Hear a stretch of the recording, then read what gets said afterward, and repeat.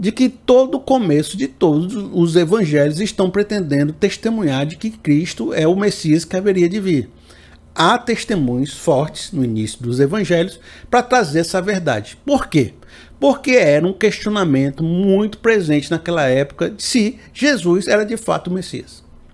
Né? Jesus é o Messias? Podemos acreditar realmente que Jesus é o Cristo? Jesus realmente é o Filho de Deus? Ele trouxe a salvação? Ele realmente é o Cordeiro Pascal? Como é que a gente pode acreditar nisso? Os evangelistas começavam o evangelho botando os sinais e testemunhos que afirmavam isso. Você vai perceber que o momento do batismo é um momento onde vários desses testemunhos que testificam a identidade de Jesus acontecem. O primeiro testemunho foi do próprio João Batista, que diz assim, João capítulo 1, no verso 34. Eu vi e testifico que este é o Filho de Deus. O segundo testemunho é a própria unção do Espírito Santo. Marcos capítulo 1, no verso 10. Os céus se abrindo e o Espírito descendo como pomba sobre ele. O terceiro testemunho veio do batismo e é o próprio Deus por meio da sua voz. Marcos capítulo 1, no verso 11. Então veio do céu uma voz. Tu és meu filho amado, em ti me agrado. Mas ainda existe um quarto testemunho que não vem do batismo nem de João Batista. E esse vai ser mais longo a gente conversar sobre ele, que diz assim, Marcos capítulo 1, no verso 12 e 13. Logo após, o Espírito o impeliu para o deserto. Ali esteve 40 dias sendo tentado por Satanás. Às vezes a gente diz essas coisas, né? Rapaz, minha vida era tão boa. Foi só eu acreditar em Deus, me converter e ser batizado que veio tanta peia, veio tanto problema. Eu acho que depois do meu batismo, Deus me levou para um deserto para enfrentar o Satanás, porque não é possível que a minha vida ficou tão difícil. E isso causa um certo estranhamento quando a gente vê no texto, né? Vem de um momento tão bonito, a presença do Espírito, a voz de Deus, o próprio Jesus ali, toda a trindade reunida, um momento especial de convocação, de unção. Aí, de repente, deserto, Satanás, tentação. Que complicação. Por quê, né? Novamente, nós vimos que no começo dos evangelhos, eles estão preocupados em atestar a identidade de Cristo. Nós vimos que João Batista testemunha. Nós vimos que o Espírito Santo unge Jesus. Nós vimos que a voz de Deus do céu testemunha também. Este é meu filho amado em quem me agrado. Mas algo vai acontecer no deserto que ainda tem a ver com essa questão da identidade de Cristo. Não podemos desvincular uma coisa da outra. Até porque o próprio Satanás está questionando isso. Diz assim, olha só, Mateus capítulo 4, no verso 3. O tentador aproximou-se dele e disse, se você é o Filho de Deus, percebeu o questionamento da identidade? Novamente, no verso 5, então o diabo levou a cidade santa, colocou na parte mais alta do templo e lhe disse, se você é o Filho de Deus, se o Espírito levou Jesus para o deserto para ser tentado, existia alguma coisa que estava sendo provada aqui. A gente percebeu que Satanás questiona a identidade. Então a gente percebe que tem a ver com a identidade de Cristo o que está acontecendo naquele processo de tentação. O amigo pode achar que esse momento está provando que Jesus venceu as hostes espirituais do mal, venceu o reino das trevas, que o testemunho do deserto é a vitória de Cristo sobre Satanás. E o irmão não estaria errado de pensar assim, até porque esse é um elemento de testemunho e de evidência realmente de Jesus, e todas as expulsões de demônio através de todos os evangelhos também demonstram que quando chegou o reino de Deus, expulsou o reino das trevas, né? Que é um reino superior, que é uma autoridade superior ao reino do maligno. Então não seria errado você pensar dessa forma, mas podemos colocar isso como o quinto testemunho. O quarto testemunho tem a ver com essa questão da identidade. O deserto está pondo à prova a afirmação do batismo. Este é o meu filho amado em quem eu me agrado.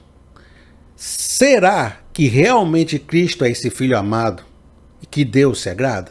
Vamos ver através da prova do deserto se esse filho continua sendo o filho amado e se continua sendo um filho que agrada a Deus. E por que que essa imagem é tão importante? Porque houve outro povo no Antigo Testamento, aquele povo que saiu do Egito para o deserto, e este povo, quando passou a prova do deserto, demonstrou que seu coração não agradava a Deus, que era rebelde e que era idólatra, e acabaram morrendo no deserto. Agora Cristo vai para o deserto, e se ele demonstrar que seu coração agrada a Deus, ele vai voltar vivo desse deserto, mostrando que ele venceu, que ele testemunhou, que ele mostrou que essa afirmação de Deus é verdadeira, que ele é o Filho que agrada a Deus. Bom, para a gente fazer o nosso estudo, para a gente se aprofundar, para a gente se deleitar na palavra de Deus, nós vamos agora para 1 Coríntios capítulo 10, onde o apóstolo Paulo fala sobre aquele momento do povo no deserto, demonstrando que o deserto revelou que o coração daquele povo era rebelde e que Deus não se agradou daquele povo. O que está em xeque aqui é o homem em quem Deus se agrada e o povo rebelde que Deus não se agradou. Diz assim 1 Coríntios capítulo 10, no verso 1. Porque não quero, irmãos, que vocês ignorem o fato de que todos os nossos antepassados estiveram sobre a nuvem e todos passaram pelo mar. Em Moisés, todos foram batizados na nuvem e no mar. Todos comeram do mesmo alimento espiritual e beberam da mesma bebida espiritual, pois bebiam da rocha espiritual que os acompanhava, e essa rocha era Cristo. Nós vamos continuar a leitura, mas agora perceba só esse paralelo.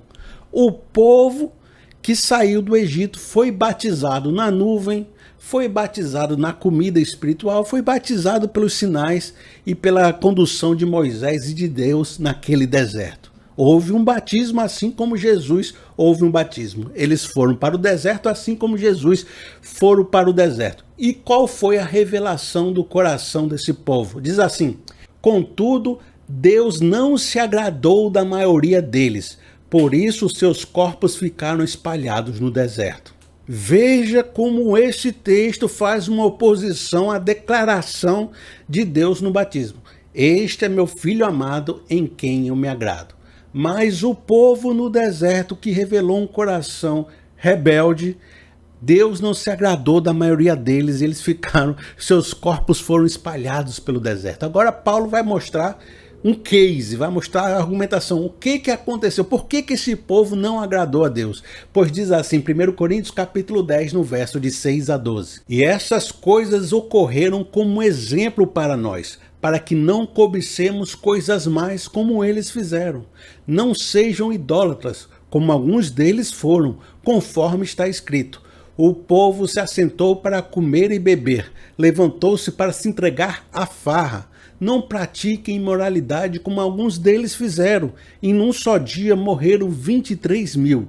Não devemos pôr o Senhor à prova, como alguns deles fizeram, e foram mortos por serpentes. E não se queixem, como alguns deles se queixaram, e foram mortos pelo anjo destruidor. Essas coisas aconteceram a eles como exemplos e foram escritas como advertência para nós sobre quem tem chegado o fim dos tempos. Assim, aquele que julga estar firme, cuide-se para que não caia. Esse processo de tentação está revelando quem é você quando as coisas difíceis acontecerem. Quem é você quando você for levado para o deserto? Você vai sair de lá um filho amado ou você vai sair de lá desagradando a Deus? Por isso que Paulo continua falando que todo esse processo do deserto é um processo de tentação. Diz assim 1 Coríntios capítulo 10, no verso 13. Não sobreveio a vocês tentação que não fosse comuns aos homens. E Deus é fiel. Ele não permitirá que vocês sejam tentados além do que podem suportar. Mas quando forem tentados, ele lhes providenciará um escape para que possam suportar. Qual é o testemunho do deserto que os evangelhos querem testemunhar? Que Cristo venceu Satanás? Com certeza. Mas de que ele é o filho amado, que uma vez sendo levado para o deserto, como o povo do Egito foi levado, ele vai permanecer agradando a Deus, sendo filho amado, voltando fiel, enquanto aquele povo demonstrou uma rebeldia no coração. Por que Cristo é o Messias? Porque ele é o filho amado que agrada a Deus e ele permanece fiel mesmo sendo levado para a cruz, para o deserto, para os momentos de maior sofrimento.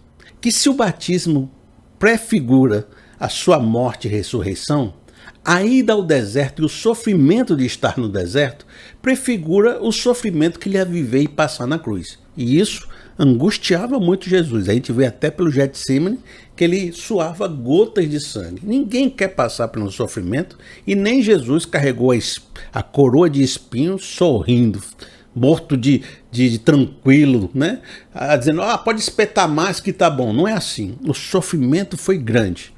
E o deserto já prefigurava esse sofrimento. Então, assim como o Espírito Santo vai levar Jesus para a cruz, o Espírito Santo vai levar Jesus para o deserto. São pré-figuras. Agora a gente vai continuar aprofundando esse caminho do deserto e essas associações que a gente até fez com o povo lá atrás, através da primeira tentação. Mateus capítulo 4, no verso 2. Depois de jejuar 40 dias e 40 noites, teve fome. O tentador aproximou-se dele e disse: se você é o Filho de Deus, mande que essas pedras se transformem em pães. Jesus respondeu: está escrito, nem só de pão viverá o homem, mas de toda a palavra que procede da boca de Deus. E Jesus poderia descer da cruz? Poderia fazer um milagre para não ser crucificado? O mesmo sentido está aqui no deserto. Jesus não pode fazer um milagre para fugir do sofrimento do deserto. Não pode fazer um milagre para fugir dessa prova. Então ele tem que vencer a prova. Ele não tem que fugir da prova. Esse é o sentido, então, dele negar fazer um milagre que poderia ser como um prato de lentilhas na sua vida. O diabo está aparecendo, como Jacó apareceu para Esaú, dizendo: aí, não quer não vender o seu propósito eterno por esse prato de lentilhas? E nesse momento, em jejum, né, Jesus Cristo, ele nega o prato de lentilhas, ele nega a si mesmo, nega a sua fome em favor de vencer esse deserto e voltar do deserto como filho amado. Nós vamos continuar com a resposta de Jesus. Ele diz assim, Mateus capítulo 4, no verso 4. Jesus respondeu: está escrito, nem só de pão viverá o homem, mas de toda a palavra que procede da boca de Deus. E essa resposta foi maravilhosa. Ela tem duas pontuações importantes para a gente. A primeira é todo esse ensino que a gente fez. Nem só de pão. A vida não é só pão. A vida não é só questão das coisas terrenas. Às vezes, a gente tem que abdicar do pão, o jejum, para viver o pão do céu, que é eterno. Abdicar, negar a si mesmo em favor da obra e da cruz que Deus tem para nós. Essa é a primeira pontuação. A segunda é que essa resposta de Jesus está citando uma escritura. Está citando Deuteronômio. E exatamente um texto que fala novamente do povo no deserto, que foi um ensino que Deus desejava que esse povo carregasse no coração lá no deserto. E nesse sentido, Cristo está provando que ele é o filho amado com essa resposta, porque ele está dando a resposta que um filho que agrada a Deus teria dado lá no deserto. Eu vou ler com vocês o trecho da escritura que Jesus está citando. Deuteronômio capítulo 8, no verso 2 e 3. Lembre-se de como o Senhor, o seu Deus, os conduziu por todo o caminho do deserto durante estes 40 anos, para humilhá-los e pô-los à prova, a fim de conhecer as suas intenções, se iriam obedecer os seus mandamentos ou não. Assim, ele os humilhou e os deixou passar fome. Mas depois os sustentou com um maná, que nem vocês nem os seus antepassados conheciam, para mostrar-lhes que nem só de pão viverá o homem, mas de toda palavra que procede da boca do Senhor. Olha, se o Espírito levou Jesus para o deserto para ser provado, e através dessa provação revelar o que estava no seu coração, então o que foi revelado é que Cristo tem a mesma orientação e palavra que Deus queria que aquele povo do deserto tivesse. Cristo disse: nem só de pão viverá o homem, mas de toda a palavra que vem da boca de Deus. Cristo revelou que ele é o Filho amado e que Deus se agrada dele. E não se rebelou como o povo no deserto, que quando passou fome, ficou murmurando e reclamando de Deus. Combinado? Tranquilo?